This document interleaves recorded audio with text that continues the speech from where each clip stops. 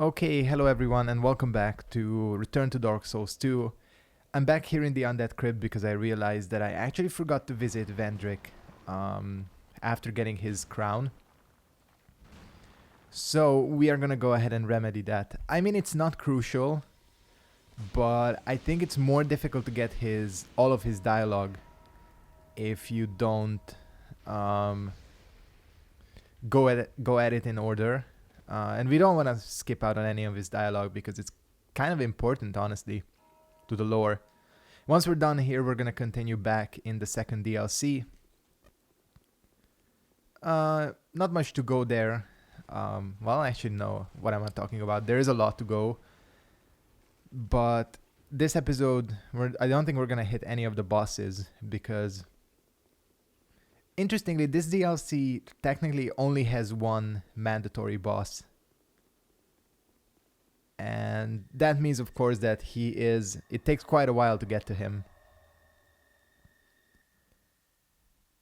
But yeah, let's go ahead and visit Vendrick once again. Let's see what he has to say.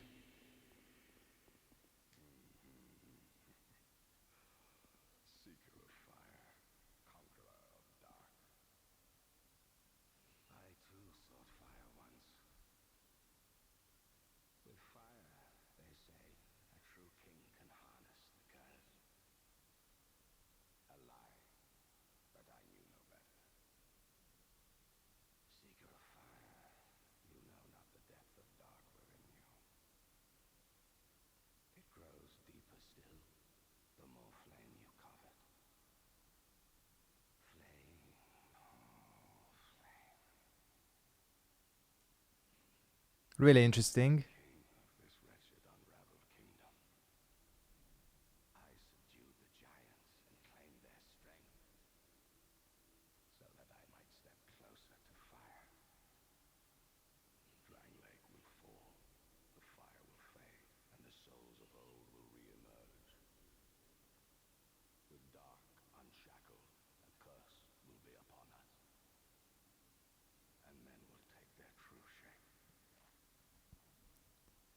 Again, he's basically reinforcing what Aldia is saying.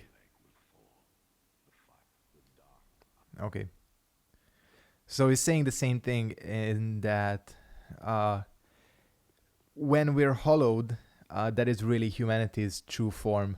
But he also talked about a lot of things there about flame and darkness. He's saying something really interesting, that the more you seek the fire, the more darkness grows in you. I think that basically just serves to highlight the fact that, the fire and dark are opposites.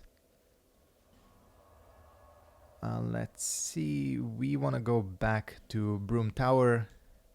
And the other interesting thing he said is about the giants. He conquered the giants and claimed their power. Now, the thing is, they never explicitly explain what the giants' power is. But a lot of people speculate that the power is the ability to manipulate souls.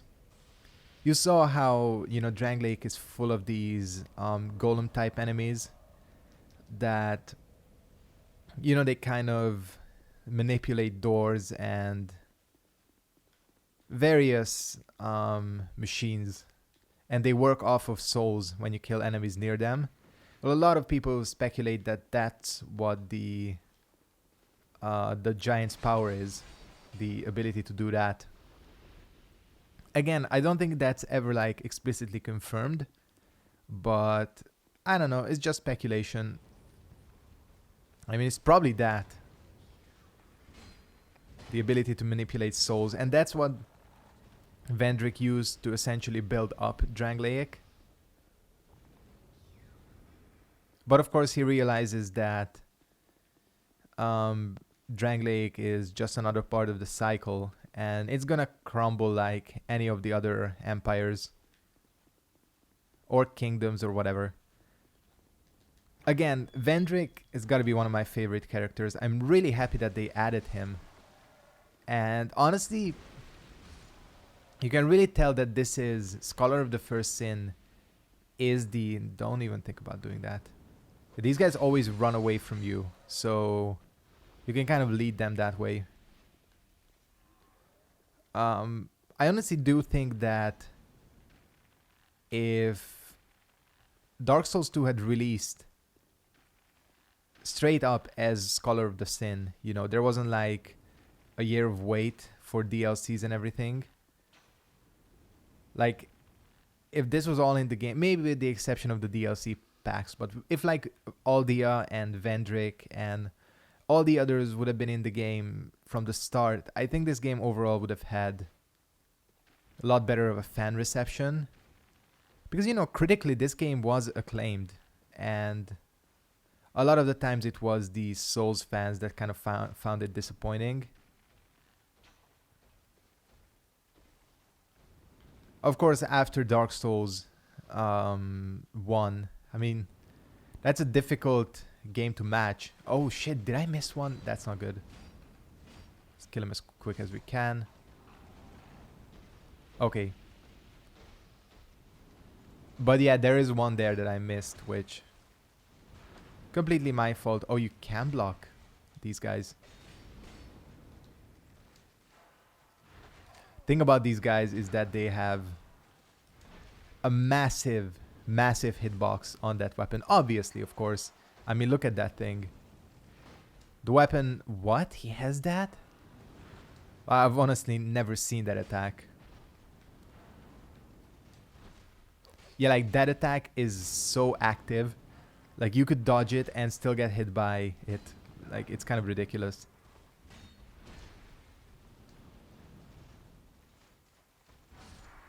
Alright. Not the first time we're gonna have to fight one of these things. They kind of appear all over. Some of them have a different version of the weapon. They have like this giant mace. I think it also deals bleed, which makes them extra annoying. We're gonna use the smelter wedge here, because this Nadalia statue is kind of a problem.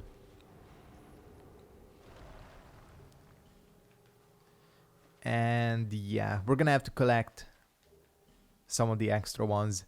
Interestingly, I think this DLC has almost all of the +3 rings, like the flame quartz, magic quartz, and lightning. Of course, those rings are never useful, which is, you know, kind of disappointing. No matter what Souls game you play, those rings are always useless. And, you know, I can see that they're constantly trying to, you know, make every weapon and ring have a purpose, but there are still some that are not worth using. I mean, I guess that's just the thing when you have this many weapons and items and spells in the game. I mean, it's surprising that they managed to balance it this well. So, can't expect everything. These motherfuckers I definitely want to snipe, I mean. Not swipe. Fucking left swipe these sorcerers. These guys are kind of interesting. Very annoying as well. I don't think they're actually poisonable. At least I've never managed to do it. So either they're very resistant or they just have an immunity.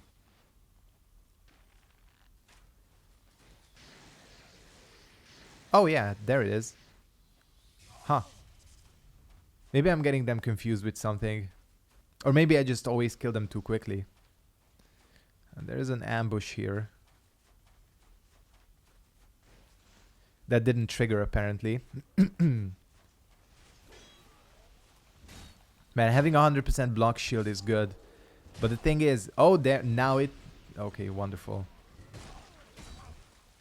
Oh shit, don't die.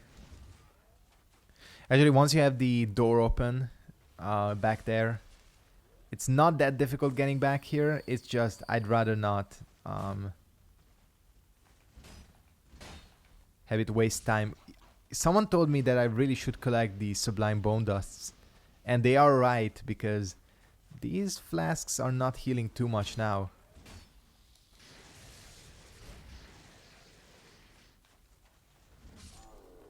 So yeah, I actually don't know where some of them are in this version of the game. So I'll look them up for the next episode, and we'll go pick up a few. I'll survive this episode with Estus like this. But yeah, because the more they heal, the less likely you have to be to have to use 2 at one time. I mean, that parry was a long shot. Out of all the games, I'm probably worst at parrying in this one. And I don't exactly know why. It is different, the parrying mechanic. Because in this game you have to be proactive instead of reactive. But still, I don't know. I guess at this point I should be better. There are some enemies I can parry pretty well, but some is just like, I don't know. I mean, this weapon is not the best for parrying anyways.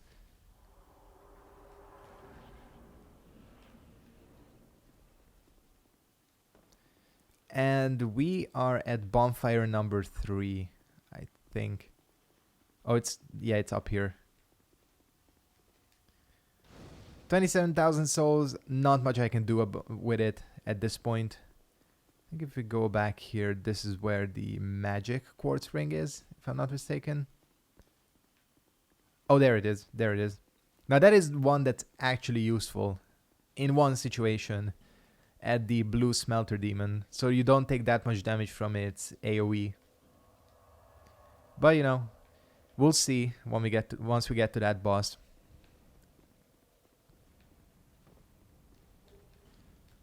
All right.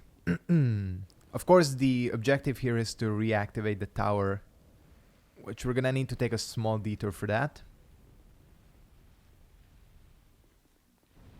This I didn't know for a long time, that you can push this thing along, and if you're lucky, it doesn't always happen, but if you're lucky it's gonna take out that sorcerer. No, it's barely in the fire. You can push him into it.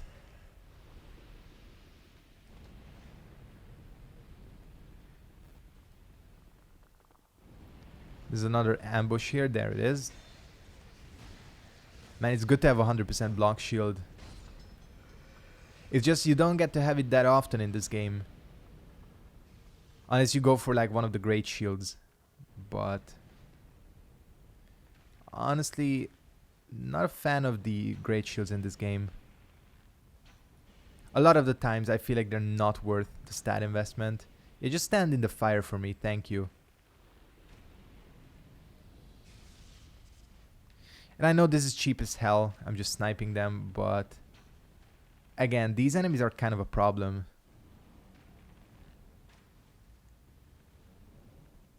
Still not poisoned? See, this is what I'm talking about. They're not easy to poison, plus I'm missing a lot. Okay, there it is. So yeah, they're almost dead by the time you actually manage to get them poisoned. Speaking of poisoned, I need a few more poison arrows. Currently at what? I mean, 173 is still good. It's just, you know, I don't even want to take the risk of running out. Plus I've got souls to spare, so...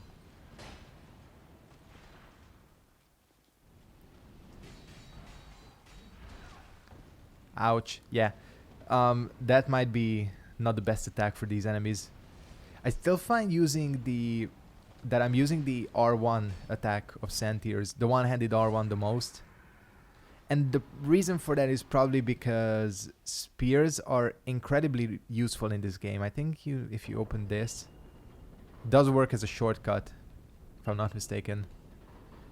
Yeah, it's just, you can tell that spears are really good because I'm relying so much on this attack. I mean, a shit ton of counter damage, good range, reliable. For this attack you kind of have to commit to the entire sequence, but it is good sometimes. I am enjoying this weapon a lot. First of all, it allowed me to gouge the fuck out of my HP and endurance. which I never really got to do when I was doing like the ultimate guides because I was focusing on int or, you know, one of the other stats.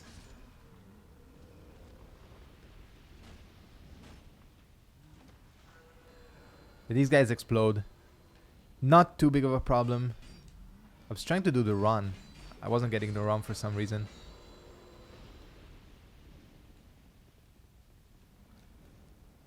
But again, with this R1, you can just keep everything at arm's length. And this counter damage is so useful. So yeah, Sand Tears, I think it's still really good. Might not be the best for PvP, but I don't know. I think most of the weapons are usable. Like, there are people winning PvP matches with the fucking ladle, so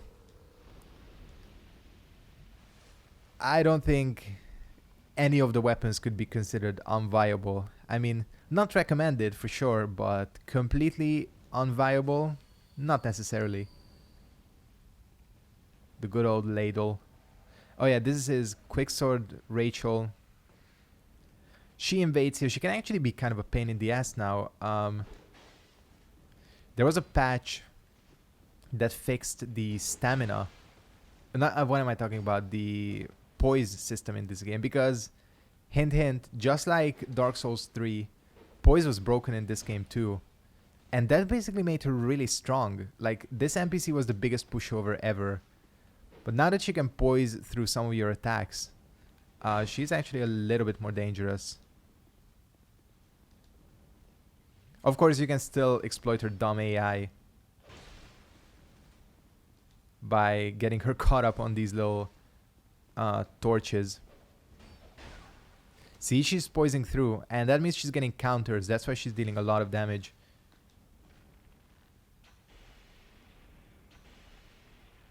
Nothing wrong with using your bow in combat.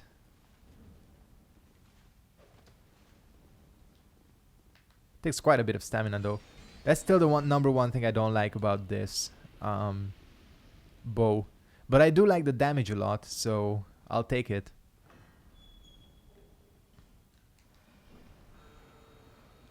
Yeah, just explode.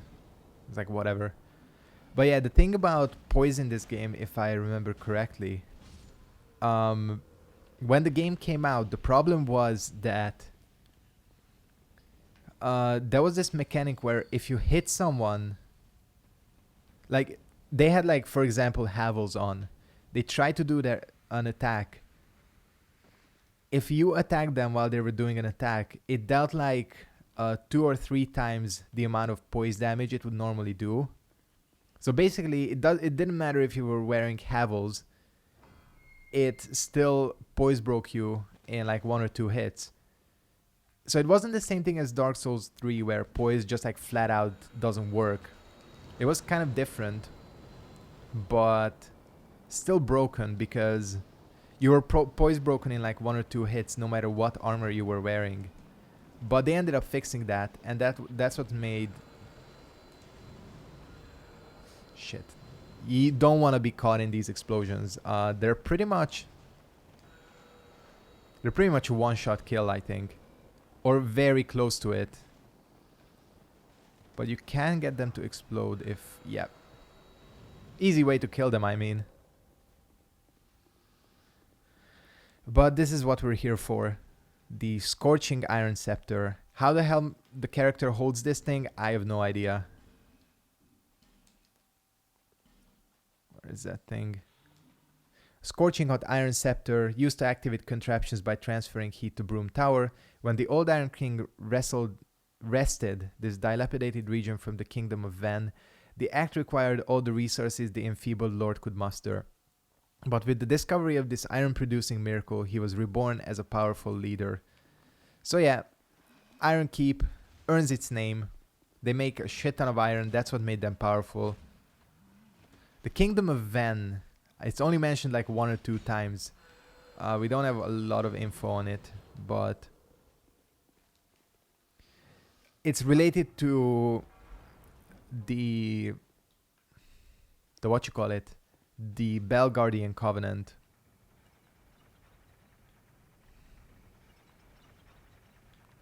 And of course, they put one more of these guys down here for good measure. Unfortunately, they didn't program him to explode automatically, because that actually would have been a good trap. Now he's just being an idiot, so I'll take that. He was being really weird there. So yeah, with this we can reactivate Broom Tower and get on going. First thing I need to do is pick up more smelter wedges, because this is not going to be enough to clear out the thing before the boss. If you don't know, the boss fight here has... Well, the boss room is surrounded by 4 of those Nodalia statues that are casting the warmth pyromancy thing. So essentially, if you do the boss like that, it's almost impossible to kill him because he keeps healing himself. So yeah, better take it out.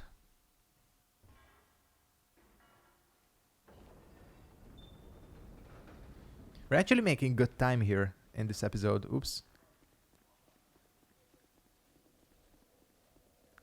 I'm gonna see if I need to go back, but I'm not kind of running low on life gems, but I definitely want to get some more arrows.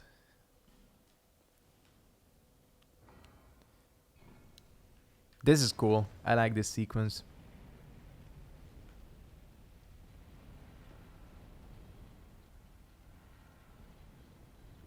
Yep, contraption activated. And what's really cool about this area is you can see all the way to the bottom, which is where we're gonna be going, essentially. This door is locked, right? Yeah. We need a key for that, but it does lead to an important place. Now, first things first, we gotta go up.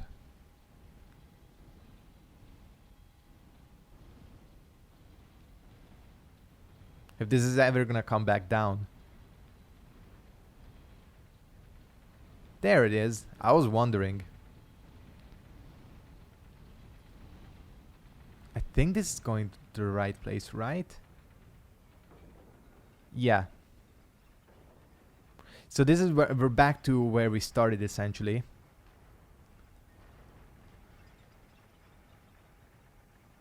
There is a secret here which I won't activate right now because I don't think I'm gonna need it. It's kind of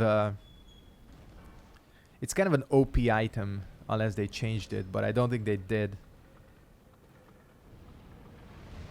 This is the one thing, the DLCs are the only thing that hasn't changed from Dark Souls 2 to Scholar of the First Sin.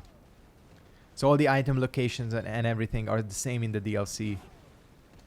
Except for, like, you know, I think they did some item balancing and things like that. I got screwed over with that fight. I don't know what happened. Took way more damage than I should have. But yeah, I think they rebalanced a couple of items, but that's it. Especially the Ice Rapier, which we'll get to in the 3rd DLC. I'll definitely talk about that fucking thing. Shit. Here, yeah, you gotta use the statues to your advantage. If you time it right, it can actually kill most of the enemies. A fire arrow also does the trick. Yep, that's what we want.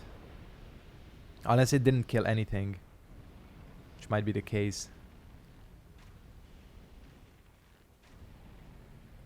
Oh yeah, that one has the fucking, yeah, great bow. Can you actually get that great bow? I have no idea. I do wonder.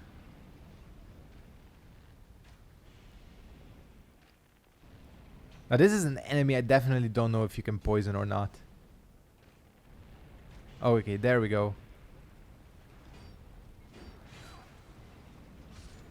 Thought I would kill him before that. Took some dumb damage. Whatever. Probably heading back to the bonfire after this anyways. Oh wow, they're almost dead. Not even almost, they are basically dead.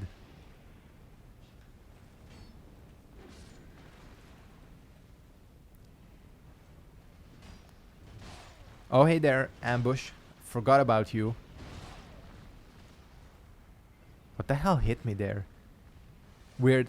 I don't know. Not that it matters. Like, They are at the end of their ropes. And it's kind of surprising that that's the thing that nearly got me killed. Just careless. Don't ever roll through that fire. Yeah, we got 4 more smelter wedges here, which, as you can see, there are a lot of Nadalia statue pieces. I think there is, if I'm not mistaken, there is 12 in total, hidden all throughout the tower. But for now, we are gonna, I think, simply head back down to the bonfire. And I'll try getting down. Well, I'm 26 minutes in. I don't know if I'll have time for that, but I'll try getting down to essentially the boss.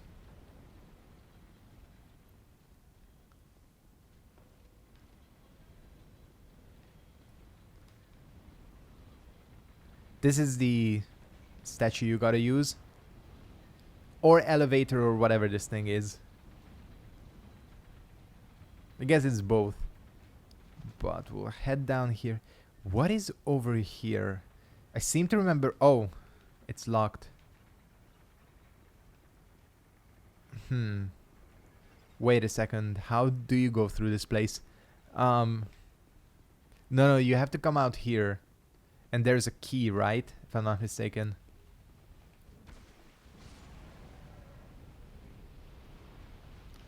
Easiest thing to do here is just run and grab it, because you don't have to deal with these assholes. Except they slow you down, which I don't remember. The tower key, there it is. This is probably not the right key.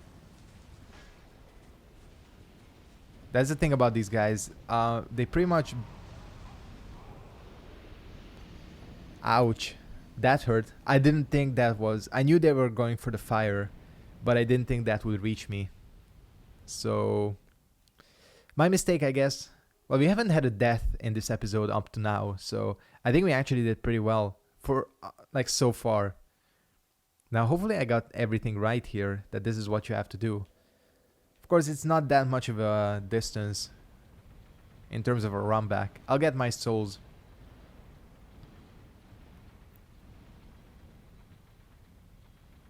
Because I know you have to unlock this door, but I don't know if that's the... yeah, that is the key. I mean, kind of a weird, like, tower key. Why would that unlock that door out of all the doors? But whatever. I just want my souls. Thank you. And goodbye. Didn't even have time to react to me. And now they explode, of course. And yeah, that other statue leads to the optional area, which we'll get to later. There are, like I said before, 2 optional areas in this DLC.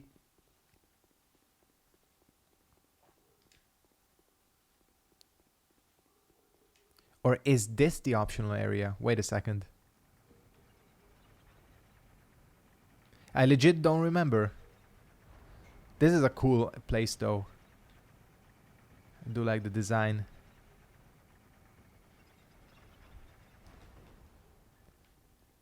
No, this is the optional area, the Iron Passage. Well, whatever, we have this unlocked as well.